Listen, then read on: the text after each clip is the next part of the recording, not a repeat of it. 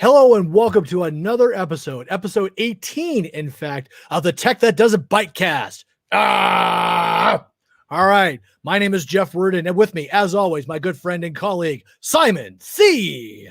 Hello, everybody. How's it going, buddy?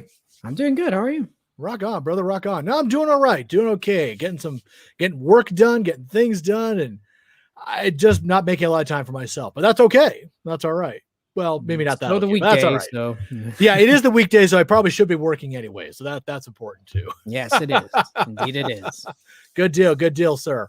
All right. Well, let's see. It's episode 18. We got all sorts of really good stuff to talk about today. If I'm not mistaken, Simon, you were leading off with the first article, so fire away. Yeah, I am, and it's not a article I'm too happy about. Oh, yeah. Yep. So if you've seen our thumbnail, then you know exactly what I'm talking about. So this is a article from PC Mag by Matthew Humphreys. A sealed copy of Super Mario 64 sells for $1.56 million. Damn. Sealed copy, ladies and gentlemen. I don't even see how that would even be possible in this day and age to get a sealed copy of that game and I noticed that I think in the picture it shows a certified like 9 point whatever. Holy cow. 9.8. 9.8. Holy cow. So a copy of Super Mario 64 for Nintendo 64 set a new record yesterday by selling at an auction for $1.56 million. As Kotaku reports, it's the first video game to ever sell at an auction for north of $1 million, with the condition of the game leaving Heritage Auction a bit speechless. The winning bidder's identity hasn't been revealed, but in return for spending such a large amount of money, they will receive what Heritage Auction described as the highest graded copy of Super Mario 64, with a water scale rating of 9.8. That's A++ seal. Right.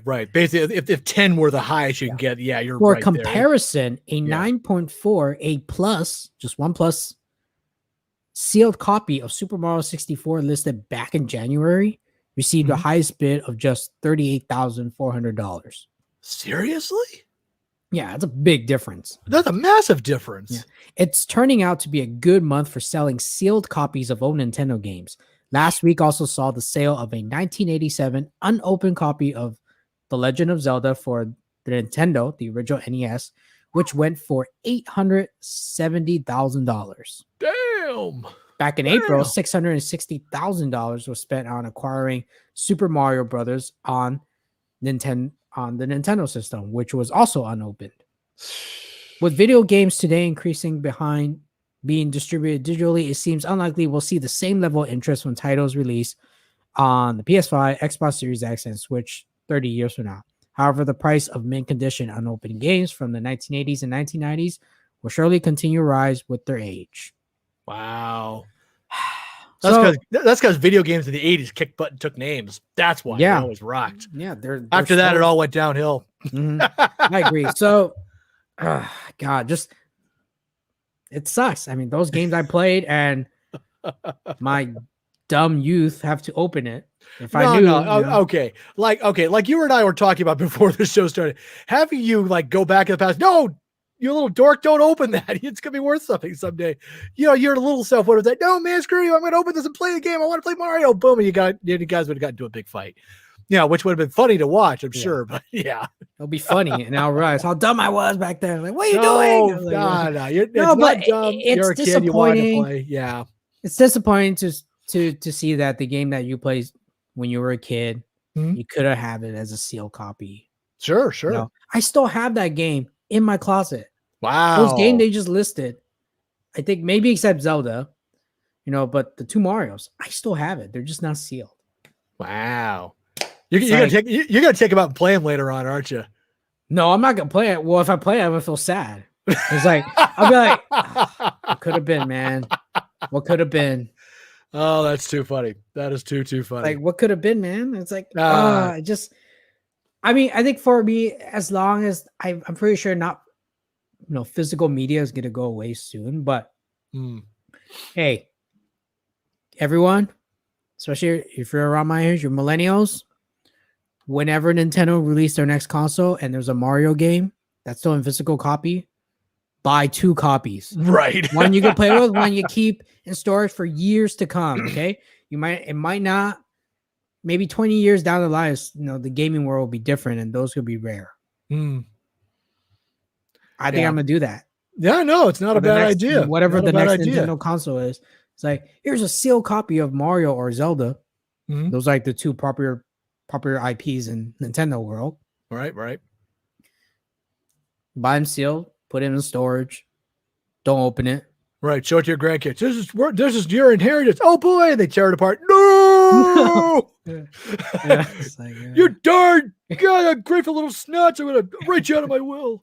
So, yeah, I've got a couple collectibles myself. Not even anything in the realm of what you've got. I have like I think somewhere in my closet, I've got like a sealed Star Wars Monopoly game. I have no idea it'll actually be worth anything, in this day and age. It might be. Yeah, you don't know. It might be. Who knows? I may have to wait a bunch. Who would have known that a sealed copy of Super Mario 64 will be this much? I'm just more impressed. I did it. I'm more impressed that there's actually a sealed copy, that they didn't sell every single one of them. And somehow there are some that are unopened. That actually blows my mind more than anything else. That blows my mind. Yeah, it's because somebody was able to predict the future. So yeah, let's go with that. Sure. I mean, that's pretty much my advice for anyone. If you're gonna buy a next gen console, especially Nintendo, and they still sell physical media disc, get the first copy or something. Yeah, I imagine maybe anything PS3, PS4 might be in the same range too. Those are always really good consoles, good games to go with them too. You never know. That would suck because I don't have any PS3 games. Nah, I have a PS3. Yeah, actually, if it were me, and not that I want to date myself any, but for me, it would have been like the Atari 2600, way back when the digital age started. So we're talking like big 8-bit graphics kind of thing. God, if I had one of those consoles that were still mint in the box, those would probably go for a fair amount of money of itself. Not big money like this one did, but it'd still be worth something. Although if I had an Apple IIe computer, that'd be something in and of itself. Yeah. That I had one of those as a kid, so that'd have been something. That would have been something. Just keep your valuables. No, that's the moral of the lesson, man. Just get a storage locker. Make sure there are no leaks in it, and don't open like physical media anymore. Right. Just buy stuff and don't open it. There you go. Just buy stuff and don't open it. Seems like that's a smart move, especially with physical media like games. Yeah, that's true. This seems like a smart move now. That does. It does. It's all right, Simon. It's all right, Simon. It's a missed opportunity. Like I was just talking to you, like I missed an opportunity of getting those free NFTs. True. Space Jam. Yep. Now those might be worth something later on. I missed that opportunity because of one tweet that I missed. Well, I didn't see. Well, truth be told, it may not even be worth anything even 10, 15, 20 years from now. They may just be crap because it's we're going to go with the non-fungible tokens. Let's just catch that wave. And it may be worth crap, Yeah, that market's still pretty young right now. So. Right. And on top of that, which is not to disparage on LeBron. He's a great guy, amazing player and all of that. But Michael Jordan, anything from him has got to be easily worth more, probably would be even X number of years later. Who knows? But that's my take. I was actually working at Warner Home Video at the time that the first Space Jam came out. Now, I didn't get to meet Michael or anything fun like that, but we were part of the promotions that actually went with Space Jam and all that good stuff. I didn't know you were working at Warner Home Video. I did. I did time. for about a year or two, something like that. I was there. Yeah. Were you at the Burbank studio? Yeah. Right across the way from it. It was nice. Yeah. Warner Brothers lot. There. Yeah, it was nice. Sweet. It was nice.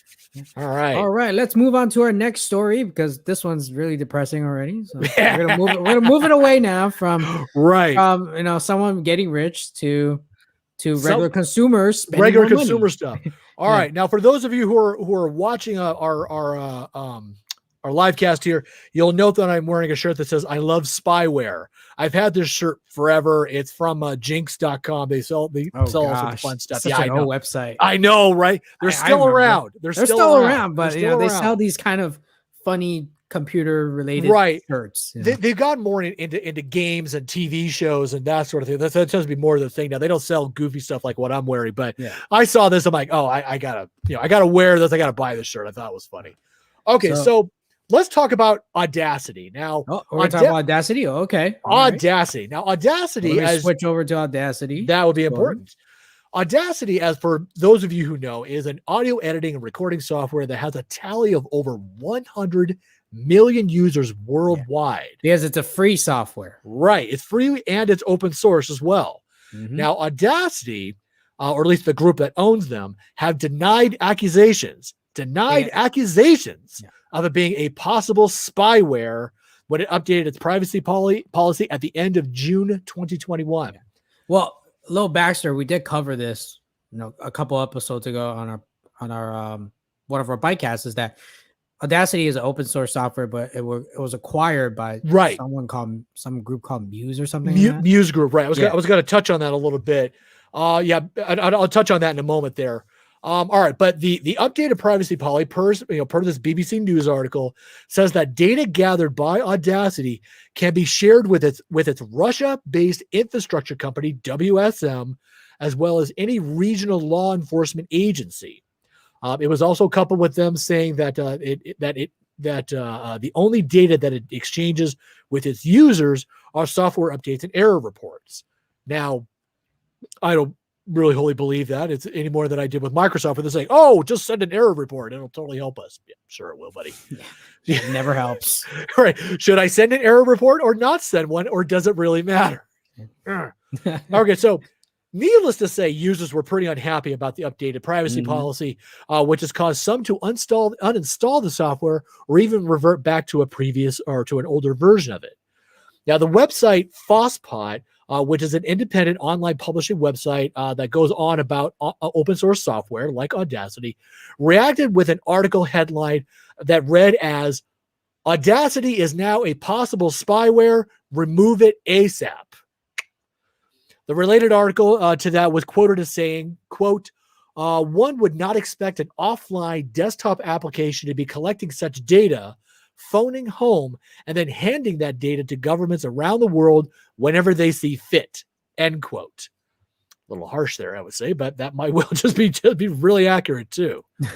Right? Okay, so Daniel Ray, who is the head of strategy for Muse Group, that's the company that bought Audacity back in April 2021 for an unspecified price. I wasn't able to find a price for how much they bought it for. I don't know if you remember, Simon, offhand, if there was a number. I don't remember. Yeah, I couldn't find anything, so it may not have been disclosed. He was quoted as saying, and I'm kind of splicing together a couple of quotes here, "We don't know anything about our users. We don't want users' personal information. That doesn't help us. The policy was written by lawyers to be understood by lawyers rather than the average person," end quote. Apparently, this was a requirement for any software that sent any form of information back to its creators. This was also coupled with the rule that users under 13 years of age are to no longer be allowed to use the Audacity app unless it's in offline mode. Anyway, I'm like, yeah, I'm sure they're doing a great job of policing that one. It's Probably not. Yeah, right. Sure, I'm 14 now. Yeah. Exactly. Honestly, it's so dumb. All right. Well, now, along with this, okay, so it may share the personal data that it gathers with the following group of people per the privacy policy. It can share it with staff members of Audacity, law enforcement, government agencies and regulators, auditors, advisors, and legal representatives of the company, and potential buyers of the business itself. Now, the user data is currently being stored in Europe, and it may occasionally, big air quotes, occasionally, share data with its headquarters in Russia. So, Simon, ask me why they would occasionally share the data with their Russian headquarters. Ask me. Go ahead. Just ask me the question. Why would they need to share it, to their Russian headquarters? Well, apparently, according to Mr. Ray above, it is meant to monitor signs of potential distributed denial of service attacks. That's literally it.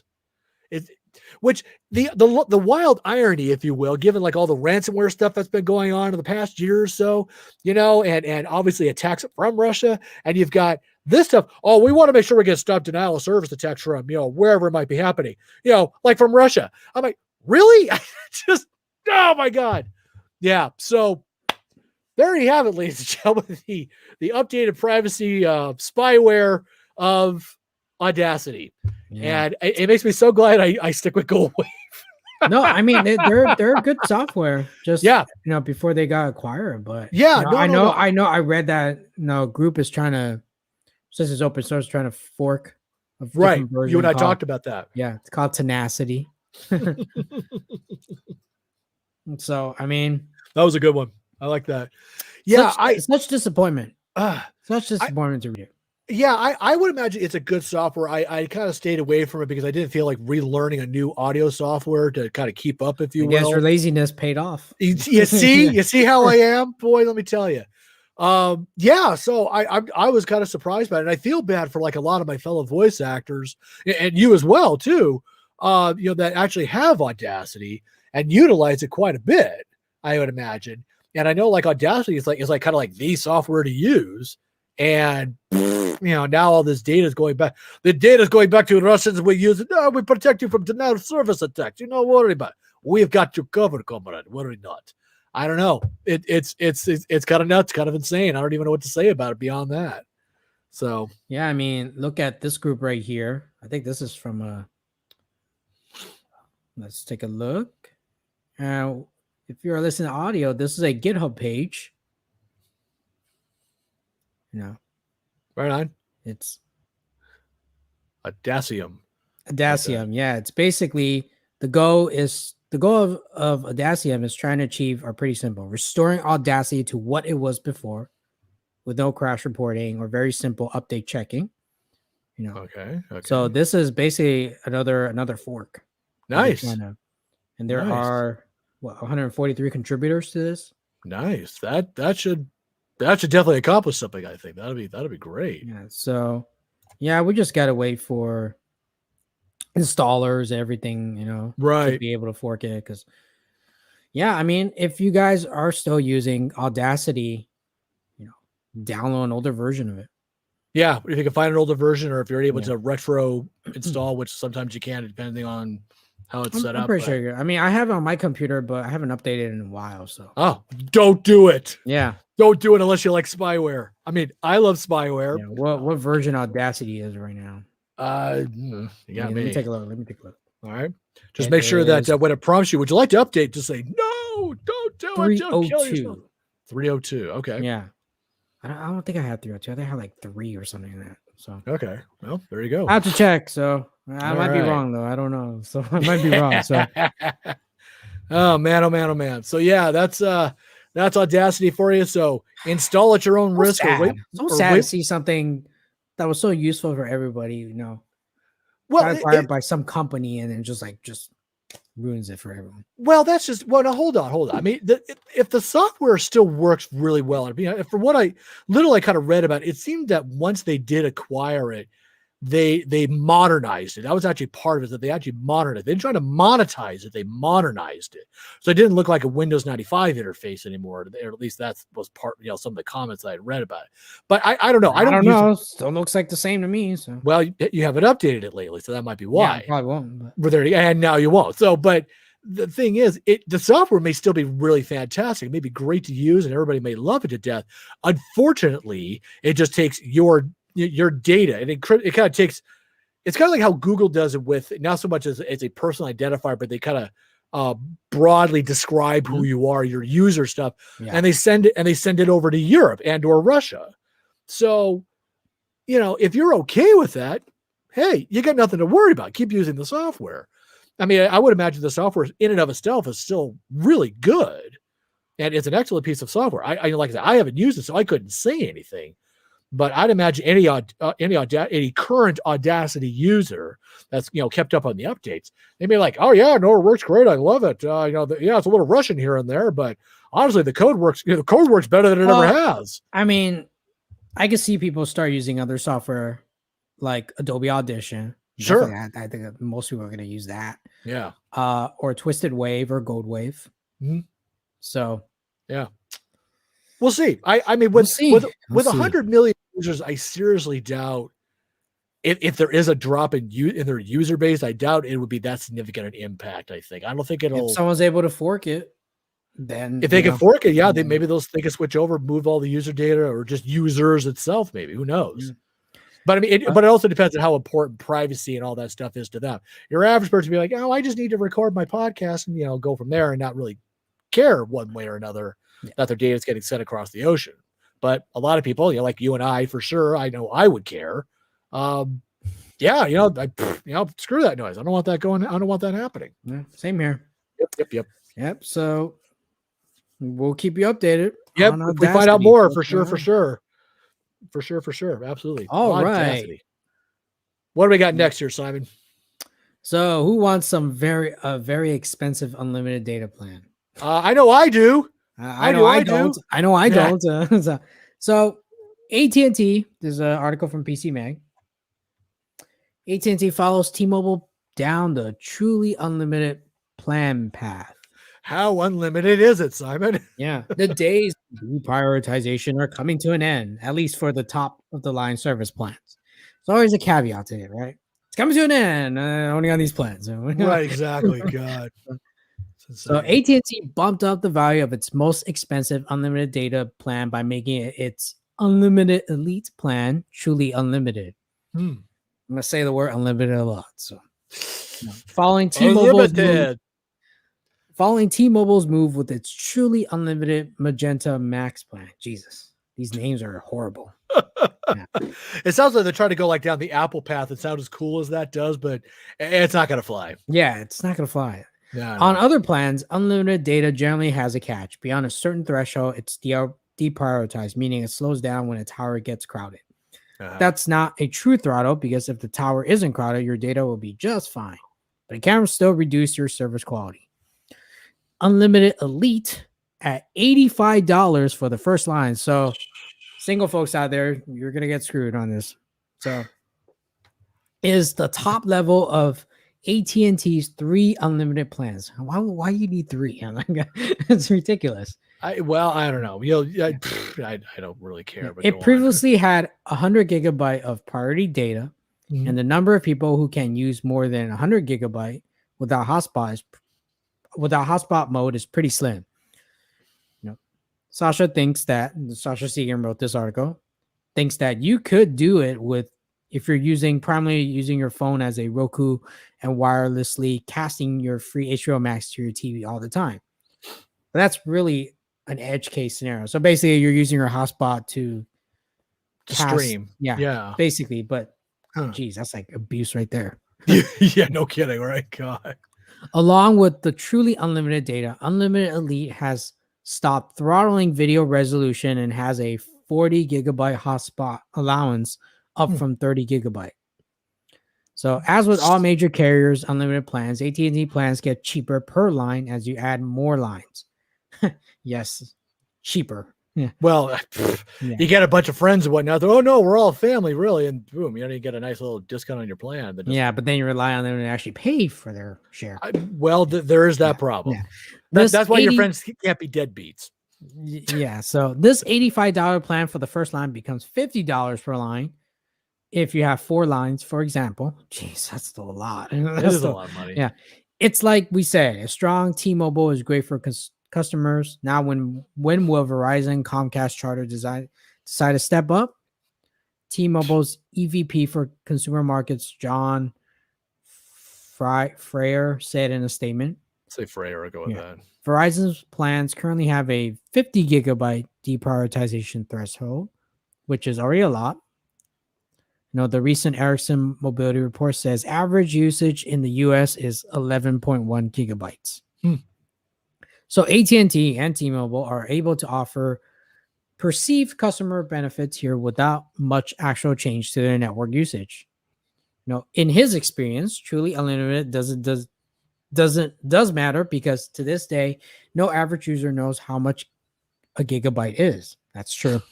A debatable truth. Yes, that is true. On unlimited plans, people stop stressing out and just use however much data they feel like. If you only have 1 or 2 lines, it's worth taking a look at your actual usage and comparing it to cheaper plans from virtual network operators such as MVNOs. So plug. Yeah, I mean, $85. Good Lord. It's like, I cannot justify myself, someone that's one person to pay $85 for internet. Right. Right. Yeah, I just can't. No, you're right. It's a ridiculous amount of money, and God, I don't know what to tell you about that. It's a ridiculous amount of money. Yeah, obviously with a family like myself, I'm a family of 4, actually, which I've also included my mother-in-law, so we're a family of 5. Where you get it's cheaper. Yeah, it's expensive, but it's broken up over the 5 of us, so it's not so bad. But yeah, but I think for me, it's more like if you don't need unlimited data plan, right. kind of just look at how much you use per month, and it's really easy to look on your phone. It tells you your cellular data usage. Right. Look at it and you're like, hey, I'm only using like 2 gigs per month. Why am I paying for $85 for unlimited? No, that's entirely true. There are a lot of plans out there that's a reasonable 3 gigs a month or 4 gigs a month for $15 a month, if you pay for a whole year. No, that's true. And actually my family, we actually had a 4 gig plan with Verizon, and it worked out great for the 4, even for the 4 of us, it worked out great. We just told the boys that, look, just look for a Wi-Fi spot wherever you can. If you need to use data, it's fine. Just don't be like watching cat videos all day. Just keep, find a Wi-Fi signal for that. And, just make sure you're logged in and that's fine. And it worked out great for the longest while. Unfortunately, what wound up happening is that when the pandemic hit, my boys were living in an off-campus apartment where the internet was just having the worst time ever trying to stay online because of all the other apartments in the area were using the same connection, and it's a big complex. So their data got throttled pretty badly. They couldn't stay connected sometimes. So we decided, you know what? Let's just get to an unlimited plan, and the boys would hotspot the connection, and they were able to stay online. It actually was bad enough where I think one of them actually was taking an exam. The connection dropped. He lost all of his answers, and lucky for him, the professor was okay with him taking a makeup at a later date. Yeah. But my niece actually had a similar thing happen, and she was told, well, you're going to have to wait till the end of the semester to retake the exam. And it was so dumb. So I told her, I said, look, if you do it, since you're probably on an unlimited plan, just hotspot when you're doing online stuff like that. That way you're not going to connect. She's like, oh, that's so smart. Thank you, Uncle Jeff. So, it's really nuts. And I'm like, oh my God. So but the unlimited plan has worked, for our purpose. Works, but you still it's expensive. It's expensive, but it's sometimes, I don't know. I feel like it's just too much nowadays. I mean, like back then, the data plans were already expensive, and then they got a little bit cheaper because you were paying by per gigabytes. Right. And then all of a sudden, unlimited comes back because for a while it was gone. And it comes back, and then that's like super expensive, more expensive than it was before. Well, they probably are seeing that there's so much data going around that an unlimited plan actually now makes more sense. I mean, there's more videos, more pictures, more, just a lot. I mean, like a lot of media. Yeah, but they still have a lot of problems to fix. They got congestion issues that. Oh yeah, I always say it's in the works, but. With the pandemic, right? I know, but with the pandemic in place, obviously the data servers obviously have just been maxed out really hard. No, it started this way before the pandemic. Trust me. Well, I would imagine the pandemic probably started breaking a lot of that too. You had whatever limits was actually being reached and then breaking it. But you're right. I mean, traffic is internet traffic is insane, and you're absolutely right about that. It's oh my God. Yeah, but it's like, if we're paying you this much, you better have really good speeds. I don't want to be your, get up to. No, up to this 5G speed. Like, okay, if you're advertising, if you're advertising, you better provide. Yeah, you better provide. They're like, hey, you could get 1 gigabit. No, theoretically. Right. Okay. Right. And if I do a speed test at home, it's like, well, I got 10. I got 10 megabits now. That's far cry from your 5G speed. So, to be sure, I don't want to see that nonsense.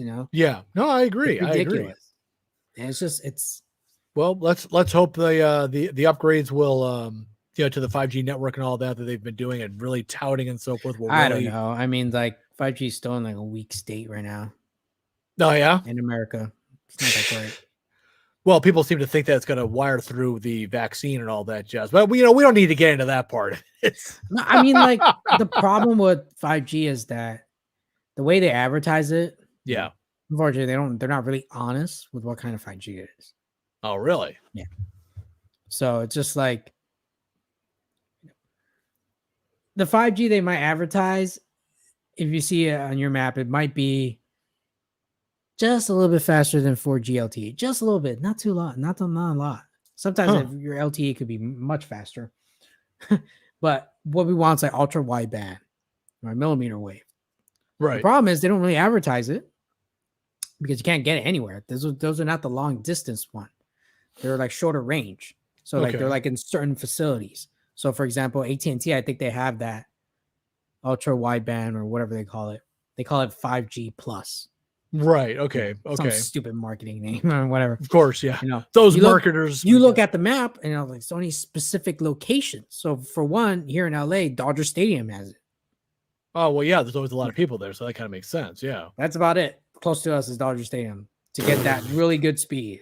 Dang. No, everywhere else is just kind of like mid-band stuff. That's average speed.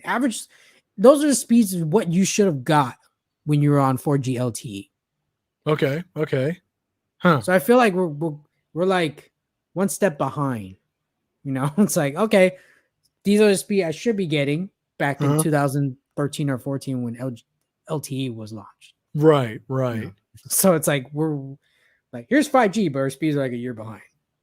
So it's like, you know what? South Korea is laughing at us because they have really good internet.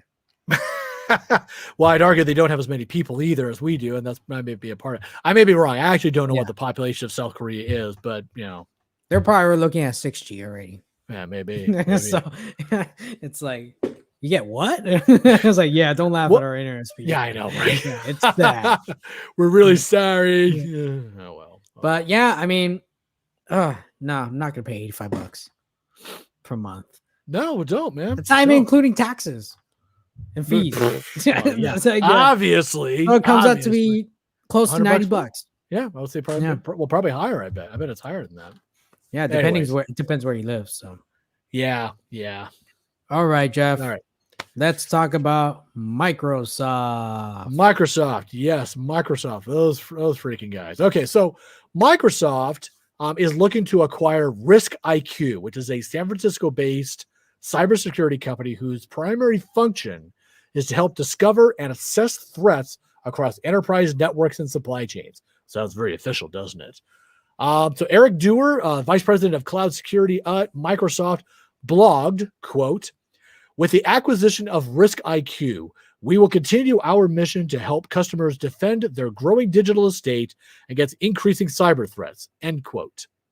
He went on to write that the acquisition will help companies, quote, "build a more comprehensive view of the global threats to their business, better understand vulnerable internet-facing assets, and build world-class threat intelligence," end quote. How did that sound? You like that? All right. So as noted in the article, this no doubt has to do with the rather rabid rash of ransomware attacks that have been on the rise in the past few years, especially last year more so, which has been getting a lot of TV coverage. Well, the terms of the deal were not made public. A price tag of over $500 million has been reported as the sale price. So should be interesting to see how Microsoft is going to kind of dive into the realm of cybersecurity and see if they can stop ransomware, which I'm kind of assuming is the case for why they're doing this. Obviously, with ransomware out there, I'd imagine these ransomware people are probably like finding vulnerabilities in various Windows systems, which is not to say that Mac is immune from it, but definitely not. No, I'm sure they're not.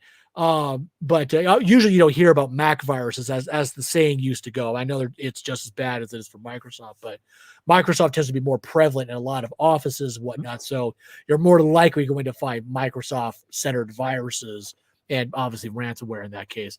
So it'll be interesting to see how Risk IQ will actually stop or prevent, or at least be able to mitigate somehow, perhaps these ransomware attacks that have been getting out there. So it should prove interesting to see what'll happen.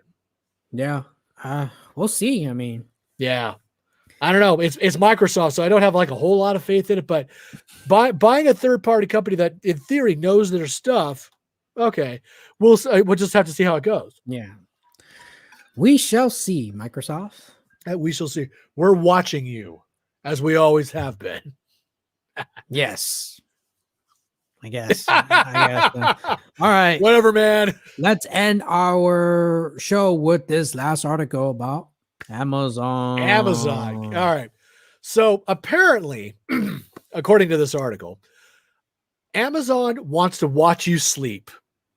Very likely in a really unhealthy, creepy Twilight movie. Let me guess. They want to use their Amazon Echo to watch there you go. In a really unhealthy, creepy Twilight movie, Edward Cullen, Bella Swan, psychotic sort of way. I think that's how they actually want to do this. Just kind of stand there and just watch you sleep. You know, I don't know what you referenced, but okay. The movie Twilight. Do you remember that at all?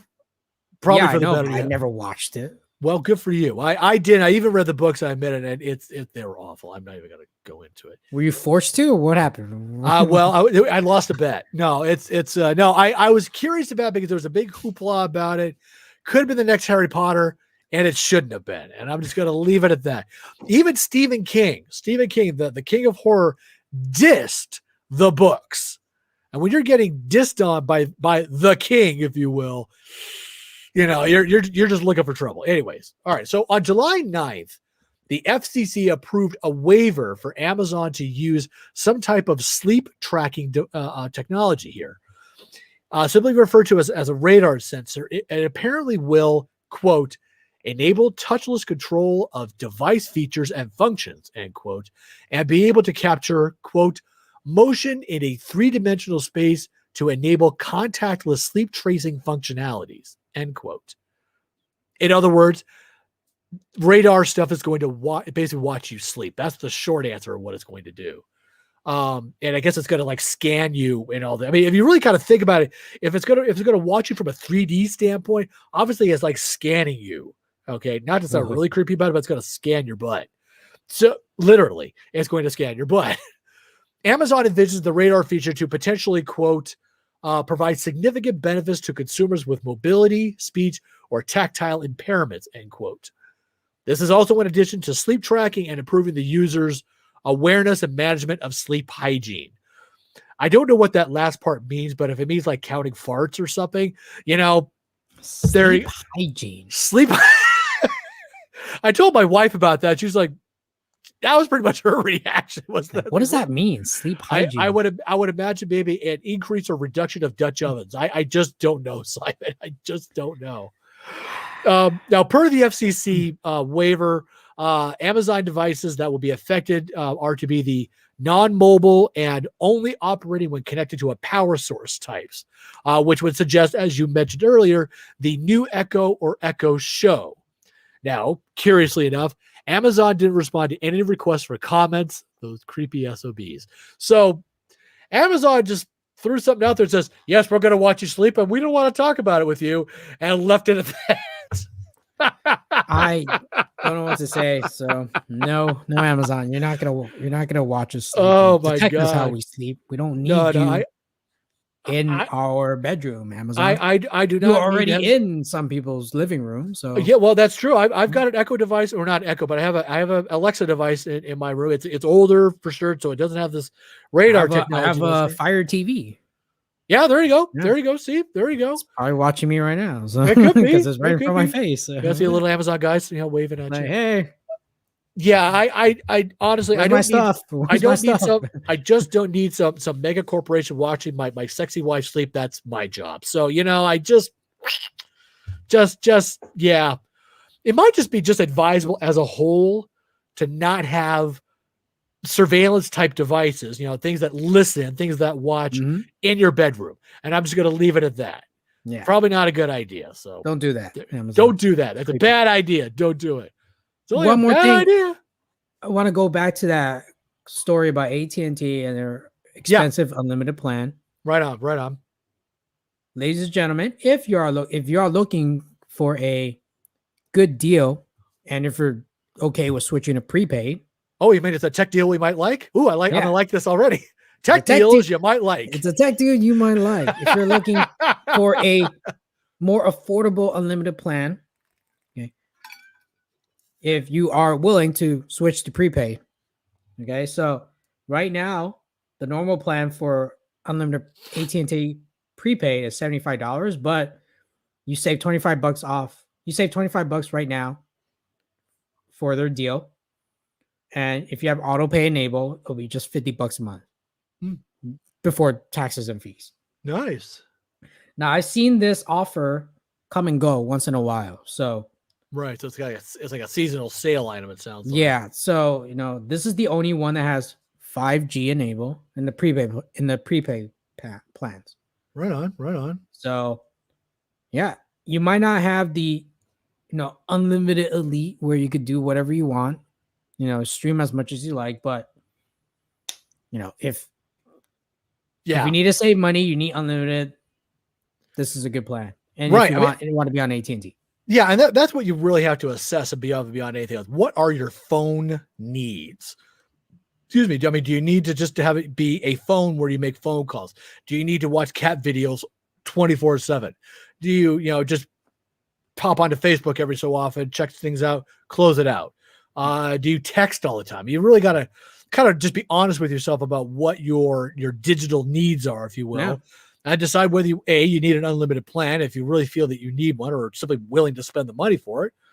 Get a decent plan that'll fit your needs. And it sounds like this particular plan would probably do really well for a lot of people instead of that, that elite plan you were talking about.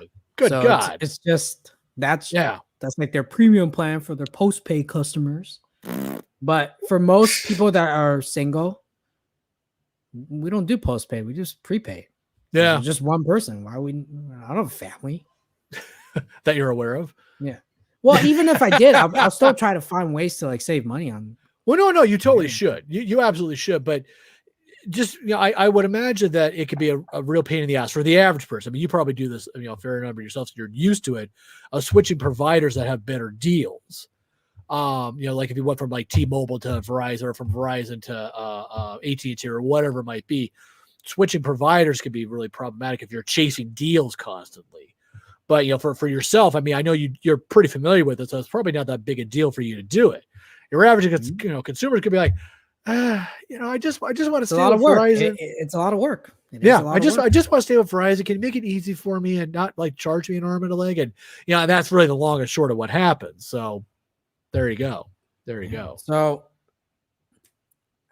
it just feels like data plans are getting more expensive rather than cheaper. Yeah, that's probably true. And probably true. Don't forget about that phone you paid too. Oh yeah. If you're not paying $1,000 for the phone, I mean, really, do you have a phone? Yeah, don't fall for those. Don't fall for those. Don't fall for those free phones. No, they're never free. They're never free. Yeah, they're never free.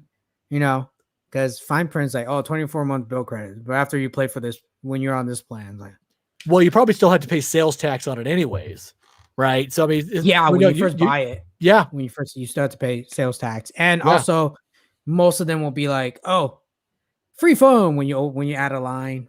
Right. And then you might have to pay taxes on that line too. Right. So if you get the $1,000 phone, 10% tax and whatnot, boom, that's $100 you got to pony up. So there you go. So just just you got to do your homework. That's the short answer. Or listen to Simon, he'll tell you what you need to do it. And he's the man. He can give you all the bill stuff and tell you what's going on. He's the man for that. Yeah, I prepaid for a MVNO annual plan. Right. How much I pay $160. Nice. With tax, 180. 180. Well, still that's pretty good. That's for 3 gigs per month for a whole year. Okay, wow, that's really good. Jeez. Yeah. That's really amazing. And it's MVNO. Red Pocket. You can find their eBay store. They have an annual sale. That was a flash sale, so that was a good deal. So that's why I quickly bought it. And I'm using the AT&T network because you could choose which network you want to use. So. Right. So there you go. Shop around, get the good bargain. Talk to Simon and ask him what's the best way to go. And boom, boom, boom, boom. You have a good plan, a cheap plan. Well, I mean, we are going to review a carrier soon. Mm-hmm. No, I'm going to look back stay tuned, everybody. I'm gonna look back on T-Mobile, see how much they improve, or if they improve in my area. So we If hope. they- So we yeah. hope, right? No, we hope, because it's not the first time I've been disappointed by them. So Oh, hey, big Hey. unrelated question. Yeah. Unrelated question. Have the AirTags updated yet? I don't know. I need to pick it up from you. Okay. All right. I It has to wasn't be sure in if you had close to, range. I can't do thought- anything about it. You I know? wasn't sure if you had to do it that way. All right. All right. I have to get it we'll, from you. We'll It has meet to be up and we'll Bluetooth get that range, done. I thought it was just you could read that on your phone, but nope. You gotta have it near you. All right, cool. Yeah, Bluetooth range. That's why. Right on. Right on. So- All right. Thought I just asked the question. Yeah, but hopefully, crossing your fingers. God, whenever that happens. Yeah, whenever that happens. Whenever the check clears, right? Whenever the firmware clears, right? Exactly. Exactly. All right. All right. That's it, Well, Jeff. all right, ladies and gentlemen, thank you very much for joining us today on Tech That Doesn't Byte, the Tech That Doesn't Byte cast, of course. I'm Jeff Worden. With me is Simon C. We appreciate your viewership. We'd love to have you come visit our site, TechThatDoesn'tByte.com. We definitely would love to have you subscribe to our YouTube channel, subscribe, click the notification button so you know when we update stuff. We would love to also hear from you. We have a Google link that a Google Forms link that we put in every description of our videos. So you can always contact us. And hey, if you want us to review something, you can contact us that way. If you got questions, call us, or contact us, I should say. Not call us. We don't want you calling us. We love you, but not that much. But call us, absolutely. So we definitely want to know about you and what you want. And don't worry about the Google form. We don't collect emails. Yes, that's true. We set it to not collect emails. We Right. we just want you to send comments and we see it. You could write in your name, your screen name, whatever you like. Right. So absolutely. Don't worry. Yeah. We don't collect emails. We don't collect data, and we're definitely not sending that data to Russia. You're welcome. So thank you very much again, once again, for joining us today on the Tech That Doesn't Byte cast. And thank you for listening to us on your favorite podcasting app. Yes. Subscribe there. Leave a review if you can. Yeah. And if we're not on your favorite podcast servers, please, by all means, let us know who they are. We'll take care of that as soon as we're able to do so. Yep. Well, everybody, take care. Thank you very much. And we will see you next week. We will definitely see you next week. This guy messed up last week. I know. It's so bad. The guy is on vacation, so. I didn't help that. But we will see you next week. So. Definitely see you next week. Take care, everybody. Thanks for joining us today. Bye, everyone. Bye-bye.